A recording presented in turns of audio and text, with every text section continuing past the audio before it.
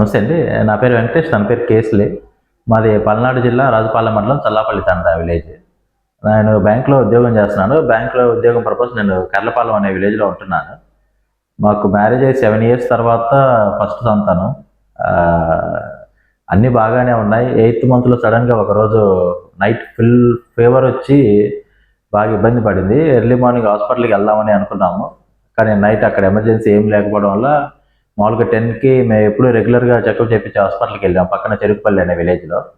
అక్కడ డాక్టర్ చూసి నైట్ ఉమ్ము నీరు మొత్తం పోయింది. ఎమర్జెన్సీ కింద డెలివరీ చేయాలని చెప్పి జాయిన్ చేసుకున్నారు. ఆ రోజు ఈవినింగ్ డెలివరీ అయ్యింది. బాబు పుట్టాడు. కాకపోతే ఒక 2 అవర్స్, 3 అవర్స్ బాబుని అబ్జర్వేషన్ చేసిన తర్వాత అక్కడ డాక్టర్స్ ఏమన్నారంటే కొంచెం లంగ్స్ ప్రాబ్లమ్ ఉన్నాయి. సీరియస్‌గా ఉంది. మీరు సిటీకి వెళ్ళడం బెస్ట్. ఇక్కడ అన్నీ లేవని చెప్పి అన్నారు.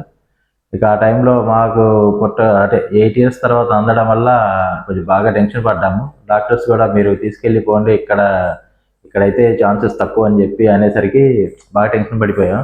ఇంకా హాస్పిటల్ వాళ్ళతో మాట్లాడి అప్పుడు మిడ్‌నైట్ అప్పుడప్పుడు అంబులెన్స్ ఒకటి మాట్లాడుకొని అక్కడ విలేజ్ నుంచి ఇక్కడ మాకు తెలిసిన డాక్టర్ వాళ్ళు ఉంటే ఫస్ట్ చాయిస్ కింద ఈ రమేష్ హాస్పిటల్‌ని రిఫరెన్స్ చేశారు.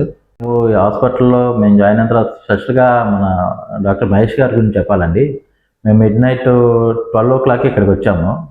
ఆ టైంలో సార్ ఇక్కడే ఉండి ఐసీయూలో జాయిన్ చేసి 1-2 వరకు నా ఎమర్జెన్సీ ట్రీట్మెంట్ చేసి నెక్స్ట్ డే మార్నింగ్ మాకు కౌన్సిలింగ్ చెప్పారు. ఆ సార్ చెప్పిన తర్వాత మాకు కొంచెం హోప్స్ వచ్చినాయి. అప్పుడు దాకా అయితే మాకు హోప్స్ కూడా లేవు. ఎందుకంటే మేము అంబులెన్స్‌లో వెంటిలేషన్ మీద బాబుని ఇక్కడ తీసుకొచ్చాము. ఏమైద్దో అని చెప్పి.